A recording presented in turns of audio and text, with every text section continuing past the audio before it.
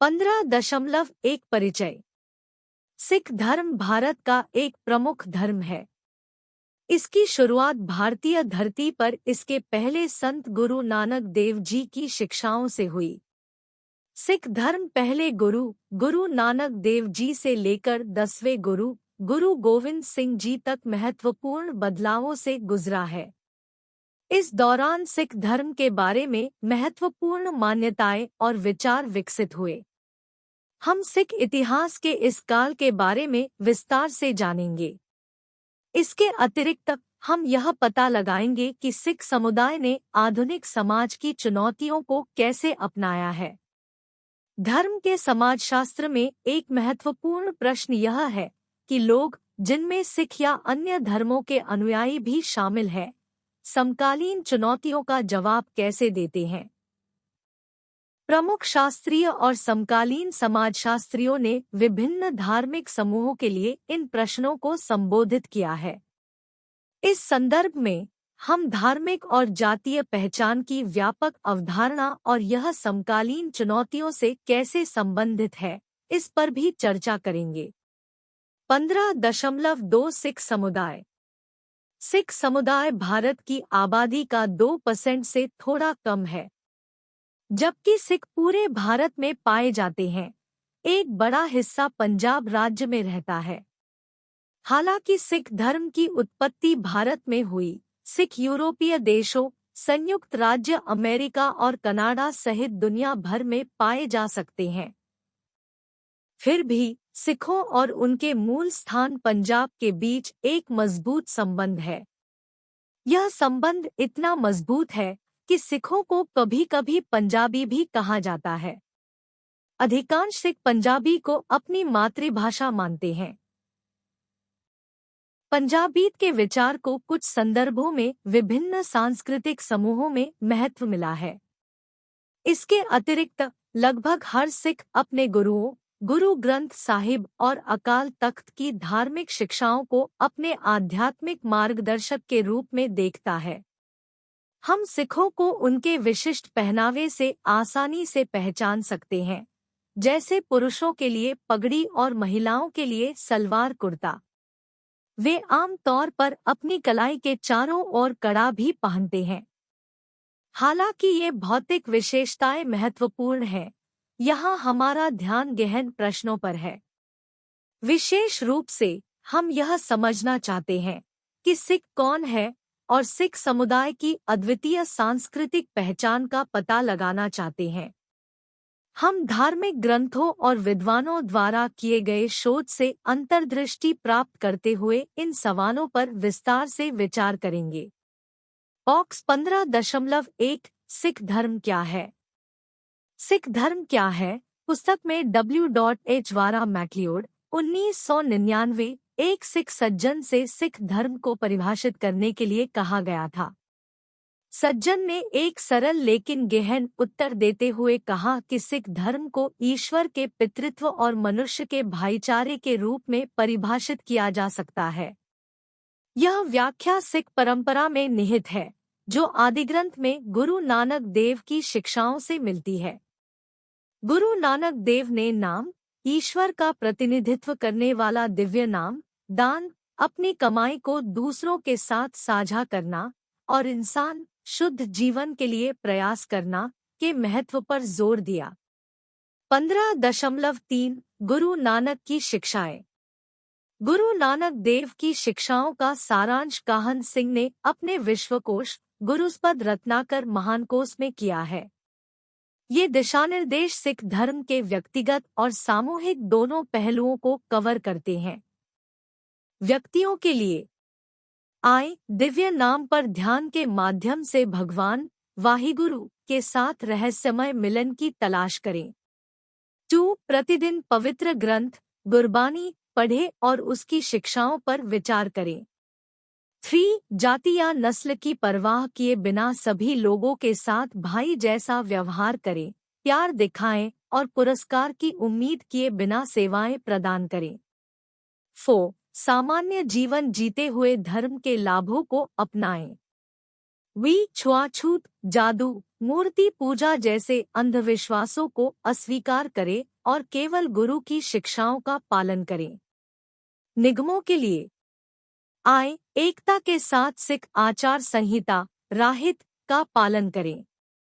2 corporate समुदाय पंथ को अपना गुरु माने और ईमानदारी से उसकी सेवा करें। 3 गुरु की शिक्षाओं को दुनिया के साथ साझा करें। 4 सभी नानक पंथियों को उनकी उपस्थिति की परवाह किए बिना सिख धर्म के अनुयायियों के रूप में गले लगाएं और लोगों के साथ सम्मान और करुणा का व्यवहार करें। गुरुद्वारों और अन्य पूजा स्थलों में गुरुओं द्वारा निर्धारित अनुष्ठानों का पालन करें। इसके अलावा नाम जपो, दिव्य नाम को दोहराना, कीर्तन करो, परिश्रम से काम करना और वंड छको। आप जो कमाते हैं उसे दूसरों के साथ साझा करना जैसी अवधारणाएं भी गुरु नानक देव जी से जुड़ी है। 15.4 सिख परंपरा। गुरु नानक देव जी के जीवन और शिक्षाओं के बाद सिख गुरुओं की परंपरा गुरु गोबिंद सिंह जी तक जारी रही। यह समझना जरूरी है कि यह परंपरा कैसे कायम रही और इसे आगे बढ़ाने वाले गुरु कौन थे। नीचे आपको सिख गुरुओं की उनके संबंधित समय अवधि के साथ एक सूची मिलेगी। बॉक्स 15.2 सिख गुरु। गुरु नानक देव 1469 से 1539। गुरु अंगद 1504 से 1552। गुरु अमरदास 1479 से 1574। गुरु रामदास 1534 से 1581। गुरु अर्जन 1563 से 1606।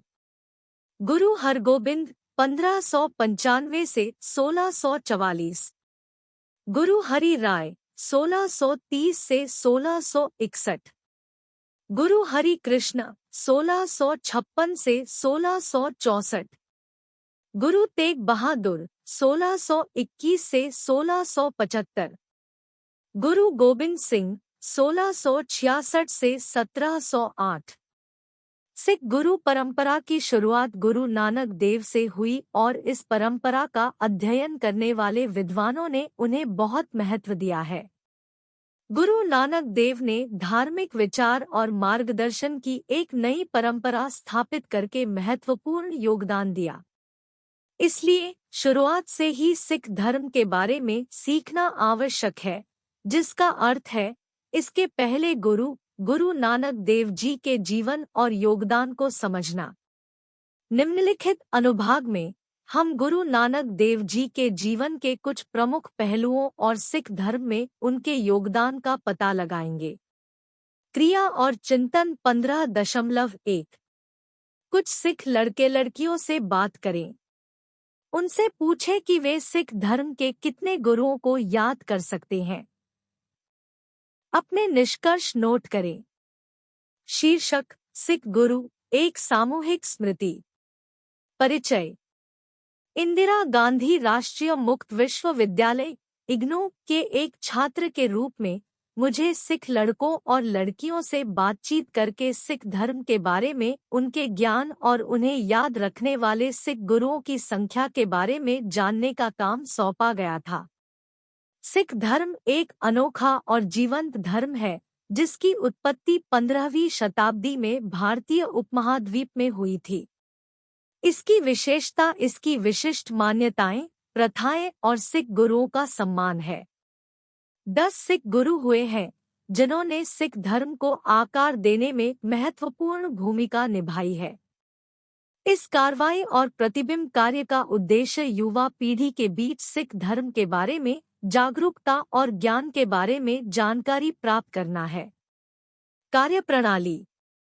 मैंने पंजाब, दिल्ली और भारत के अन्य हिस्सों सहित महत्वपूर्ण सिख आबादी वाले विभिन्न क्षेत्रों में अपना शोध किया।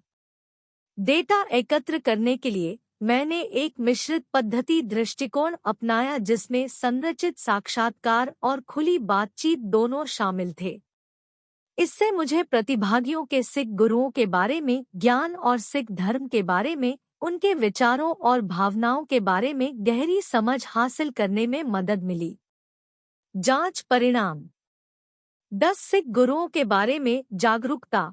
जिन सिख लड़कों और लड़कियों से मैंने बात की उनमें से अधिकांश ने 10 सिख गुरुओं के बारे में गहरी जागरूकता प्रदर्शित की। उनमें से कई गुरु नानक देव जी से लेकर गुरु गोविंद सिंह जी तक के गुरुओं को कालानुक्रमिक क्रम में सटीक रूप से सूचीबद्ध कर सकते थे। ऐसा प्रतीत होता है कि यह ज्ञान उनके पालन पोषण में गहराई से समाहित था, जो सिख इतिहास और विरासत को युवा पीढ़ी तक पहुंचाने के महत्व पर जोर देता था। ऐतिहासिक समझ। जबकि अधिकांश प्रतिभागी 10 गुरुओं की सूची बना सके, कुछ ने प्रत्येक गुरु के ऐतिहासिक संदर्भ और योगदान की अधिक गहन समझ प्रदर्शित की। वे सिख इतिहास में गुरुओं के जीवन के महत्व पर प्रकाश डालते हुए प्रत्येक गुरु से जुड़ी महत्वपूर्ण घटनाओं और शिक्षाओं को बताने में सक्षम थे। धार्मिक प्रथाएं और मान्यताएं। गुरुओं को पहचानने के अलावा जिन कई सिख युवाओं से मैंने बात की, उनमें सिख धार्मिक प्रथाओं और मान्यताओं की अच्छी समझ थी। वे सिख धर्म के मूल सिद्धांतों जैसे ईश्वर की एकता, सेवा का महत्व और पवित्र ग्रंथ गुरु ग्रंथ साहिब का महत्व समझा सकते थे। ज्ञान में विविधता। प्रतिभागियों के बीच ज्ञान की गहराई में कुछ भिन्नता थी। कुछ व्यक्ति केवल गुरुओं के नाम याद कर सकते थे, जबकि अन्य सिख धर्म की अधिक व्यापक समझ प्रदान कर सकते थे। ज्ञान में यह विविधता बताती है कि सिख युवाओं में समझ की गहराई भिन्न हो सकती है। परिवार और समुदाय का प्रभाव। निष्कर्षों से पता चला कि इन युवा व्यक्तियों के लिए सिख धर्म और उसके गुरुओं के बारे में जानकारी का प्राथमिक स्रोत उनके परिवार और स्थानीय गुरुद्वारे, सिख मंदिर थे। कई लोगों ने उल्लेख किया कि उन्होंने धार्मिक समारोहों, परिवार के सदस्यों के साथ चर्चा और सिख समुदाय के कार्यक्रमों में भागीदारी के माध्यम से सिख इतिहास, संस्कृति और धार्मिक प्रथाओं के बारे में सीखा। शैक्षणिक संस्थान। कुछ प्रतिभागियों ने सिख धर्म के बारे में अपने ज्ञान को मजबूत करने में शैक्षणिक संस्थानों जैसे सिख स्कूलों जैसे खालसा स्कूल की भूमिका पर भी प्रकाश डाला। ये संस्थान न केवल अकादमिक शिक्षा बल्कि सिख मूल्यों और विरासत को बढ़ावा देने में भी महत्वपूर्ण भूमिका निभाते हैं। प्रतिबिंब। इस असाइनमेंट के निष्कर्ष भारत में युवा पीढ़ी के बीच सिख धर्म के बारे में जागरूकता और ज्ञान में मूल्यवान अंतर्दृष्टि प्रदान करते हैं। यह देखकर खुशी होती है कि बड़ी संख्या में सिख लड़के और लड़कियों को 10 सिख गुरुओं, उनके ऐतिहासिक योगदान और सिख धर्म के मूल सिद्धांतों की ठोस समझ है। परिवारों और स्थानीय गुरुद्वारों में सिख विरासत और धार्मिक शिक्षाओं की मजबूत उपस्थिति सांस्कृतिक निरंतरता का एक सकारात्मक संकेत है। सिख परिवार अपनी धार्मिक और सांस्कृतिक विरासत को अगली पीढ़ी तक पहुंचाने में सफल रहे हैं।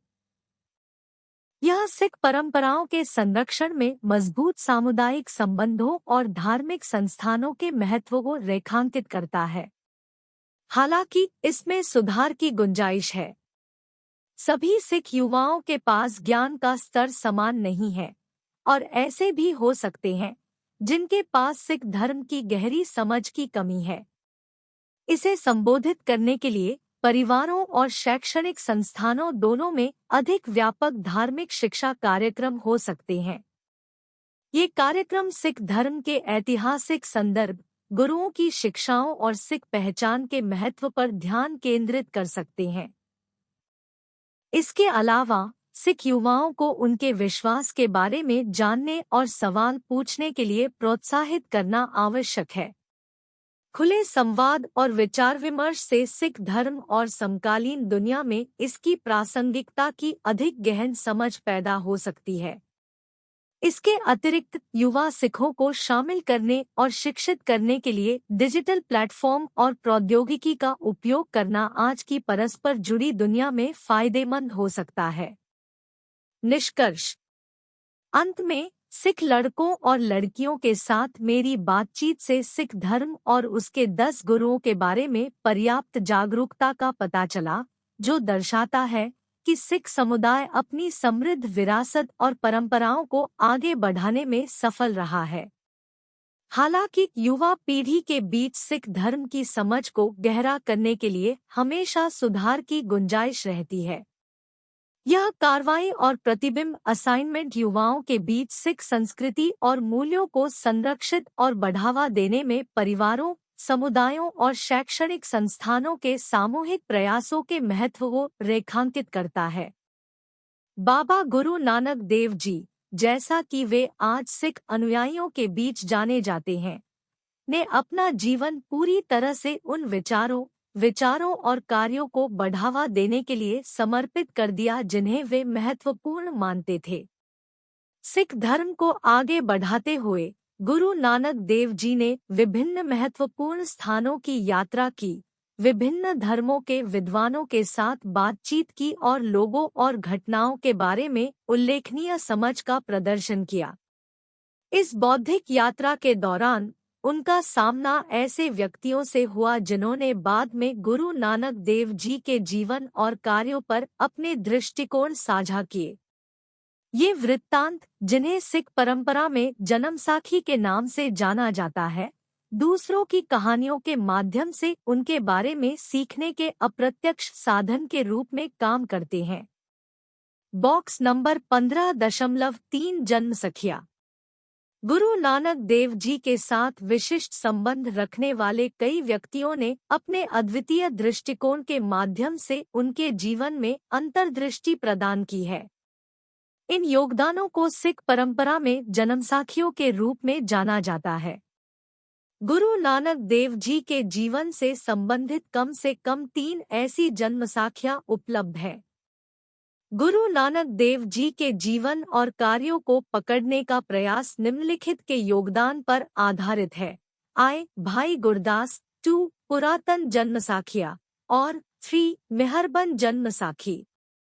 गुरु नानक देव जी के जीवन और कार्यों को समझने के विभिन्न तरीके हैं, लेकिन विद्वानों की राय में कुछ मतभेदों के बावजूद जन्मसाखी पद्धति महत्वपूर्ण बनी हुई है।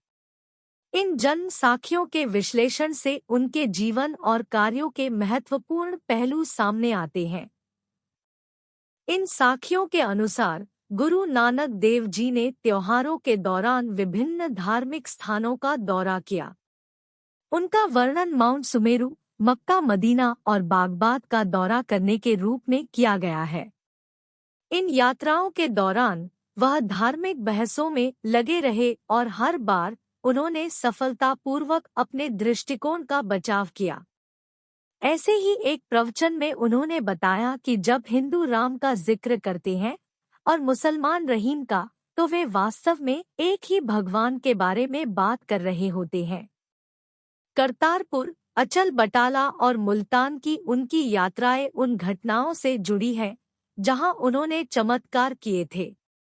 बाबा गुरु नानक देव का जन्म वैशाख महीने सन 1526 AD 1469 में कालू के पुत्र के रूप में हुआ था, जो राय भोई दी तलवंडी गांव में रहते थे। उन्होंने 5 साल की उम्र में आध्यात्मिक झुकाव और रहस्यमय क्षमताएं प्रदर्शित करना शुरू कर दिया था। हिंदू मानते थे कि वह मानव रूप में भगवान का अवतार थे, जबकि मुसलमान उन्हें भगवान के सच्चे अनुयायी के रूप में देखते थे। उनके माता-पिता ने उनकी शादी तय कर दी, लेकिन उन्होंने सांसारिक गतिविधियों से हटने के संकेत दिखाए। उन्हें सुल्तानपुर के नवाब दौलत खान ने आमंत्रित किया और उन्होंने एक गहरी छाप छोड़ी। साखियां यह भी बताती हैं कि कैसे गुरु नानक देव को ईश्वर के दूतों द्वारा दिव्य दरबार में ले जाया गया, जहां उन्हें मेरे नाम के साथ पीने के आदेश के साथ एक कप अमृत दिया गया। उन्होंने इस आदेश का पालन किया और दिव्य नाम का प्रचार करने के लिए दुनिया में लौट आए। उनके जन्म और महत्वपूर्ण घटनाओं के बारे में अतिरिक्त विवरण मेहरबन जन्म साखी में पाया जा सकता है, जिसे पोथी सचखंड के नाम से भी जाना जाता है। अध्याय 15.5 सिख गुरु। आप इसके बारे में अधिक जानकारी जन्मसाखियों में पा सकते हैं, लेकिन यह समझना महत्वपूर्ण है कि इससे हमें बाबा गुरु नानक देव जी के जीवन के बारे में जानने में मदद मिल सकती है। उन्होंने जो परंपरा शुरू की वह बाद में नानक पंथ कहलाई और गुरु गोविंद सिंह तक सभी गुरुओं के साथ साथ अन्य अनुयायियों ने भी इसका पालन किया। जो लोग नानक पंथ का अनुसरण करते थे वे संगत नामक स्थानीय समूहों का हिस्सा थे और वे गुरुओं के भजनों को समर्पित गीत गाते थे। ये सभाएं, जिन्हें सत्संग के नाम से जाना जाता है, आमतौर पर धर्मशालाओं नामक स्थानों पर होती थी, जहां जाति के आधार पर भेदभाव की अनुमति नहीं थी। भले ही पंजाबी समुदाय जीवन के अन्य पहलुओं में जाति से विभाजित था, सत्संग के दौरान वे एक एकजुट समूह के रूप में एक साथ आए। यहीं पर हम सिख धर्म को एक शक्तिशाली शक्ति के रूप में विकसित होते हुए देख सकते हैं, जिसने विभिन्न जातियों के लोगों के बीच एकता को बढ़ावा दिया। हालांकि प्रत्येक व्यक्ति बड़े पंजाबी समुदाय के भीतर अपनी जाति की पहचान से अच्छी तरह वाकिफ था। सिख गुरुओं ने उत्सव के अवसरों के दौरान विभिन्न स्थानों का दौरा किया और अमृतसर का उल्लेख करना उल्लेखनीय है, जहां गुरु अर्जन पांचवें गुरु ने पंथ के लिए एक पवित्र ग्रंथ के संकलन का निरीक्षण किया था। 17वीं शताब्दी की शुरुआत में हरगोबिंद अपने पिता अर्जन के बाद छठे गुरु बने। हरगोबिंद को विभिन्न और चुनौतीपूर्ण सामाजिक परिस्थितियों का सामना करना पड़ा। इस अवधि ने पहले के माहौल से एक बदलाव को चिन्हित किया, जहां गुरु धर्मशालाओं और धार्मिक यात्राओं तक ही सीमित थे। छठे गुरु हरगोबिंद के समय में एक महत्वपूर्ण परिवर्तन हुआ। प्रतीकात्मक रूप से गुरु हरगोबिंद ने आध्यात्मिक अधिकार, पीरी और नव अर्जित लौकिक शक्ति मिरी का प्रतिनिधित्व करने वाली 2 तलवारबाजों का उल्लेख किया।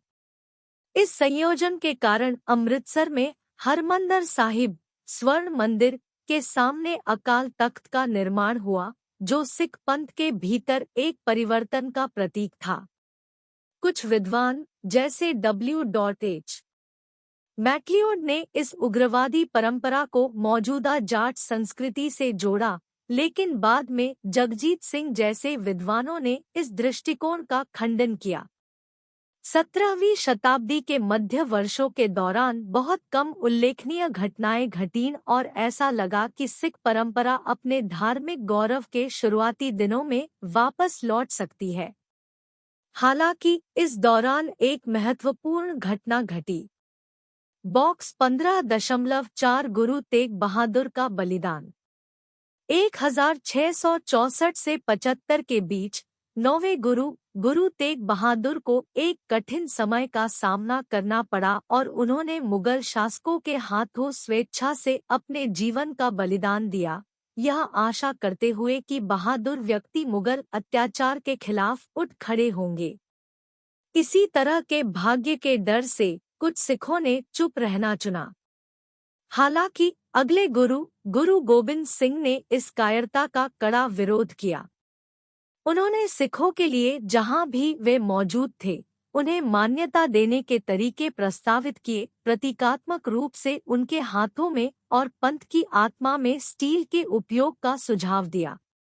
उन्होंने सत्ता के पहले के विकेंद्रीकरण को त्याग दिया और केंद्रीय सत्ता के प्रति सभी की प्रतिबद्धता की मांग की। सिखों को उनके खालसा का सदस्य बनना आवश्यक था। सिख धर्म के 10वें और अंतिम गुरु गोबिंद सिंह ने सिख गुरुओं की नियुक्ति की परंपरा को बंद कर दिया। 19वीं सदी की शुरुआत में रणजीत सिंह ने लाहौर पर विजय प्राप्त की और 1801 में लाहौर के महाराज बने। राज करेगा खालसा की भविष्यवाणी लोकप्रिय हो गई। एंग्लो सिख युद्ध के बाद अंग्रेजों ने 1849 में पंजाब पर कब्जा कर लिया। पूरे इतिहास में सिखों और मुगलों, अफगानों और बाद में अंग्रेजों के बीच संघर्ष ने सिख धर्म को आकार दिया, जिससे इसे विकसित होने और लगातार बढ़ती चुनौतियों के अनुकूल होने के लिए प्रेरित किया गया। 15.6 अन्य धर्मों के साथ बातचीत। सिख धर्म का अन्य मान्यताओं, विशेषकर हिंदू धर्म और इस्लाम के लोगों के साथ बातचीत करने का इतिहास रहा है। इसके अतिरिक्त ऐसे उदाहरण भी हैं जहां जाति व्यवस्था ने सिख धर्म में भूमिका निभाई। जैसा कि हमने पहले चर्चा की है, सिख अपनी जाति की उत्पत्ति से अवगत थे, जबकि धर्मशाला जैसे पूजा स्थल भेदभाव से मुक्त थे। फिर भी जाति ने सिख समुदाय के भीतर सामाजिक जीवन में महत्वपूर्ण भूमिका निभाई। सिख परंपरा में धर्म और जाति का अनोखा मेल देखने को मिलता था। उदाहरण के लिए, जाट संस्कृति के साथ सिख मान्यताओं का समामेलन विद्वानों और लोकप्रिय लेखन दोनों में चर्चा का एक उल्लेखनीय विषय रहा है। जाटों की उत्पत्ति पर विद्वान एकमत है। उनका मानना है कि जाट मूल रूप से आर्य वंश के थे और पंजाब और उसके आसपास, साथ ही आसपास के अन्य मैदानी इलाकों में बसे हुए थे। खुशवंत सिंह ने 1999 में तर्क दिया कि जाटों ने पंचायत प्रणाली की शुरुआत की, जहां समुदाय के 5 वरिष्ठ सदस्यों के पास गांव के भीतर सर्वोच्च अधिकार होता था। उनके निर्णय दूसरों के लिए बाध्यकारी थे। क्रिया और चिंतन 15.2 जाट सिखों से सिख धर्म में उनकी भूमिका के बारे में बात करें। अपने निष्कर्ष नोट करें। शीर्षक: सिख धर्म में जाट सिखों की भूमिका की खोज। परिचय: इंदिरा गांधी राष्ट्रीय मुक्त विश्वविद्यालय इग्नू ने मुझे समृद्ध इतिहास के साथ एक जीवंत धार्मिक परंपरा, सिख धर्म की आकर्षक और विविध दुनिया में प्रवेश करने का अवसर प्रदान किया है। सिख धर्म, जिसकी उत्पत्ति भारत के पंजाब क्षेत्र में हुई, में जाट सिखों का एक महत्वपूर्ण अनुयायी है। इस असाइनमेंट का उद्देश्य जाट सिखों के साथ जुड़ना और सिख धर्म के भीतर उनकी भूमिका के बारे में जानकारी प्राप्त करना है। सिख समुदाय के भीतर एक प्रमुख उपसमूह जाट सिख ने धर्म, इसके मूल्यों और इसके सामाजिक सांस्कृतिक पहलुओं को आकार देने में महत्वपूर्ण भूमिका निभाई है।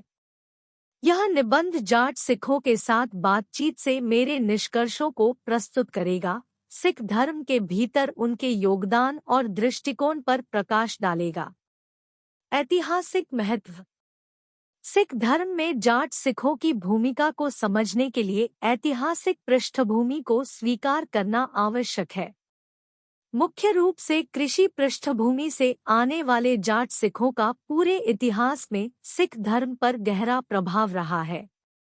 सिख धर्म के संस्थापक गुरु नानक के समय से जाट सिख समुदाय का अभिन्न अंग रहे हैं। सिख परंपराओं और मूल्यों के निर्माण और संरक्षण में उनका महत्वपूर्ण योगदान रहा है।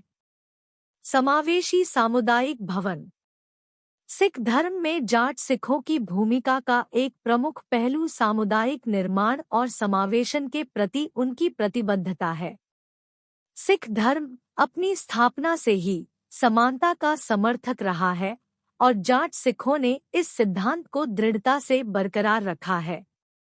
जाट सिखों के साथ बातचीत से उनकी सामाजिक या आर्थिक पृष्ठभूमि की परवाह किए बिना जरूरतमंद लोगों को आश्रय और सहायता प्रदान करने के प्रति उनके समर्पण का पता चला। लंगर, एक सामुदायिक रसोई जो सभी को मुफ्त भोजन प्रदान करती है, इस प्रतिबद्धता का एक प्रमाण है। निस्वार्थता और सेवा के सिख मूल्यों को अपनाते हुए जाट सिख इस परंपरा में सक्रिय रूप से भाग लेते हैं। कृषि जड़ें और सिख मूल्यों से संबंध: जाट सिखों की कृषि विरासत का सिख धर्म पर गहरा प्रभाव पड़ा है। सिख धर्म एक मजबूत कार्य नीति और ईमानदार श्रम के महत्व पर जोर देता है। ये मूल्य जाट सिखों की पारंपरिक आजीविका से मेल खाते हैं। गुरु नानक की शिक्षाओं ने भूमि के साथ सामंजस्यपूर्ण संबंध को प्रोत्साहित किया, जो जाट सिख जीवन शैली में गहराई से निहित है।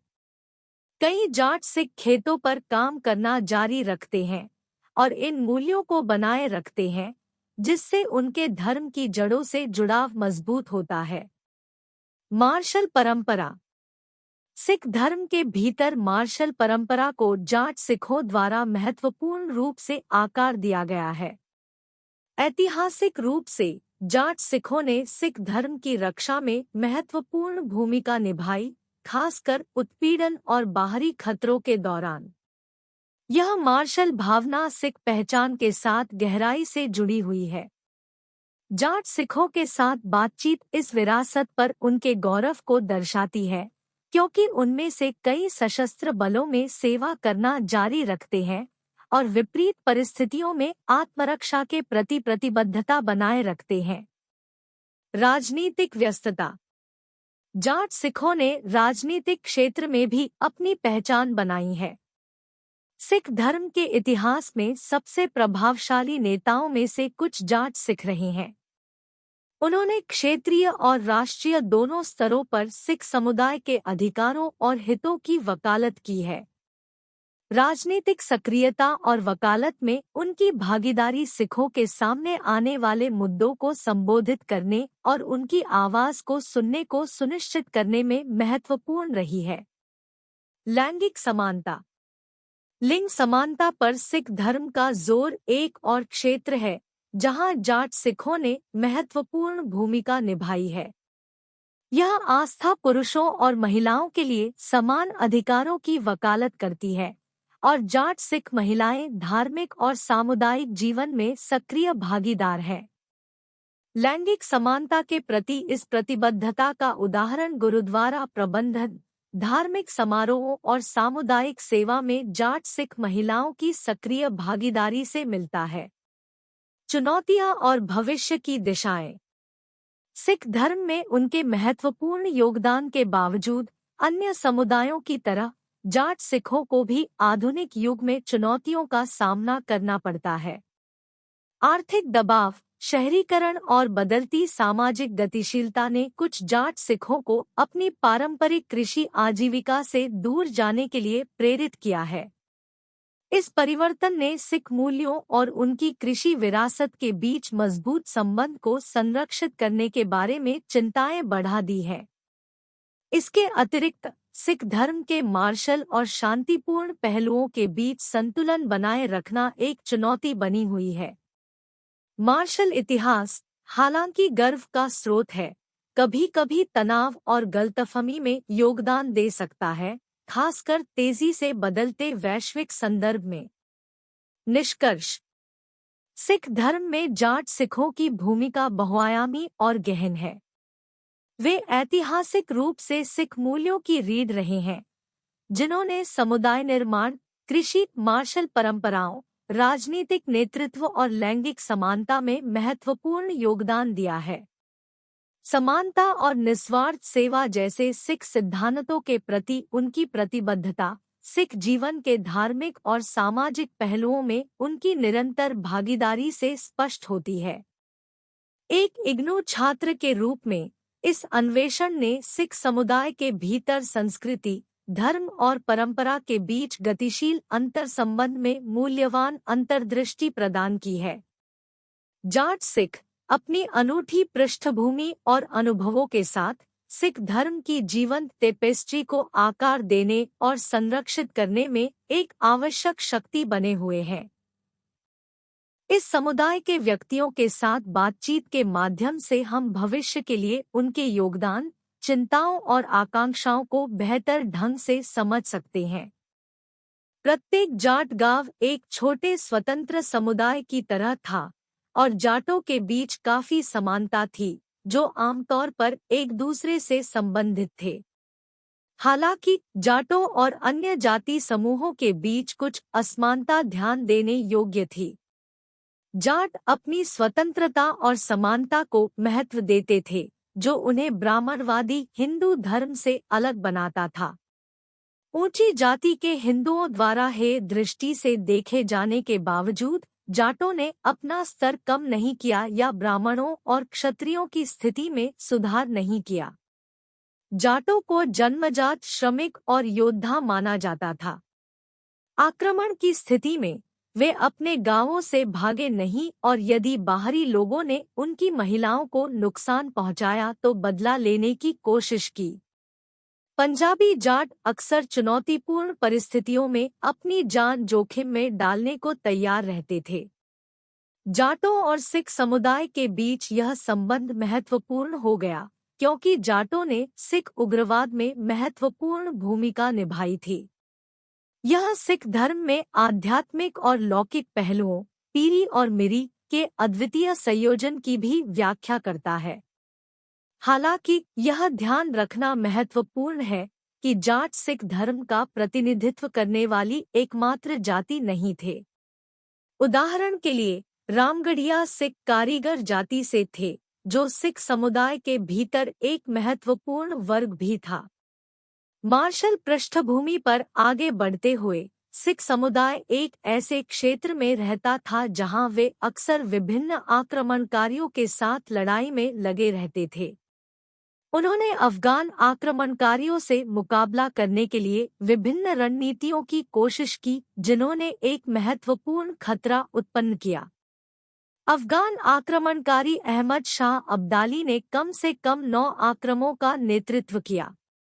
इन खतरों का मुकाबला करने के लिए सिखों ने दिल्ली के शासकों और मराठों से सहायता मांगी। सिख समुदाय के लिए सबसे बड़ी चुनौती अफगान शासकों से आई, जिन्होंने सिख क्षेत्र पर कब्जा करने का प्रयास किया। महाराजा रणजीत सिंह के सक्षम नेतृत्व ने इनमें से कई प्रयासों का सफलतापूर्वक बचाव किया। इतिहास में पंजाब के सुदृढ़ीकरण की उल्लेखनीय घटना का श्रेय काफी हद तक महाराजा रणजीत सिंह के प्रभावी नेतृत्व को दिया जाता है। उन्होंने न केवल अफगान शासकों को पंजाब पर आक्रमण करने से रोका, बल्कि गोरखाओं का सामना भी किया और उनके प्रभाव को नेपाल तक सीमित कर दिया। सिख समुदाय ने पंजाब के एकीकरण में महत्वपूर्ण भूमिका निभाई, जो उनके लिए एक महत्वपूर्ण ऐतिहासिक घटना थी। यहाँ तक कि बाद में ब्रिटिश शासकों ने भी अफगान आक्रमणकारियों के खिलाफ उनके प्रयासों में सिख नेतृत्व का समर्थन किया। अफगानों पर पहली पंजाबी जीत 1813 में अटक की लड़ाई के बाद हुई, जिससे उत्तरी भारत में अफगान शक्ति का पतन हो गया। महाराजा रणजीत सिंह के नेतृत्व में सत्ता को मजबूत करने के बाद सिखों और उभरती ब्रिटिश शक्ति के बीच सौहार्दपूर्ण संबंध थे। हालांकि सिख नेता ब्रिटिश ताकत से अवगत थे और उन्हें संदेह था कि अंग्रेज अंततः पंजाब पर कब्जा करने की कोशिश करेंगे। जैसे जैसे ब्रिटिश शक्ति बढ़ती गई, यह दूरदर्शिता सटीक साबित हुई, जिसके परिणामस्वरूप पंजाब पर कब्जा हो गया। अंग्रेजों ने कानून के शासन का वादा किया और पंजाब में विकास परियोजनाएं शुरू की। 1857 के सिपाही विद्रोह के दौरान सिखों ने अंग्रेजों का पक्ष लिया, जिससे ब्रिटिश सेना में सिखों की भर्ती में वृद्धि हुई। प्रथम विश्व युद्ध 1914 से 1918 के समय तक सिखों की संख्या कुल सेना का लगभग 5वां हिस्सा थी। ब्रिटिश शासकों से उनकी निकटता ने कुछ सिखों को, भले ही कम संख्या में, संयुक्त राज्य अमेरिका और कनाडा में प्रवास करने का अवसर प्रदान किया। निष्कर्ष: 10 गुरुओं, गुरु नानक देव जी से लेकर गुरु गोबिंद सिंह जी तक का अनुसरण करते हुए सिख समुदाय पिछले कुछ वर्षों में महत्वपूर्ण बदलावों से गुजरा है। उनका धार्मिक ग्रंथ गुरु ग्रंथ साहिब है, जिसे मूल रूप से 160304 में गुरु अर्जन द्वारा संकलित किया गया था, जिसे आदिग्रंथ के रूप में भी जाना जाता है। 18वीं और 19वीं सदी की शुरुआत में कुछ उत्साही सिख खुद को अकाल पुरख कहने लगे और 20वीं सदी में अकाली दल, अकाली पार्टी की स्थापना हुई। सिखों में जाट और अहलुवालिया जैसी कुछ जातियों ने प्रमुखता हासिल की है। हाल के दिनों में सिख समुदाय के भीतर विभिन्न संप्रदाय और समूह उभरे हैं, जिनमें रामगढ़िया, निरंकारी, मजहबी और नामधारी सिख शामिल हैं, जिनमें से प्रत्येक की अलग सांस्कृतिक पहचान है। पंजाब में सभी ऐतिहासिक गुरुद्वारों का प्रबंधन वर्तमान में शिरोमणि गुरुद्वारा प्रबंधक समिति द्वारा किया जाता है, जिसे आमतौर पर SGPC के नाम से जाना जाता है। सिख समुदाय ने हिंदुओं और मुसलमानों सहित अन्य समुदायों के साथ अपने संबंधों में भी विकास किया है।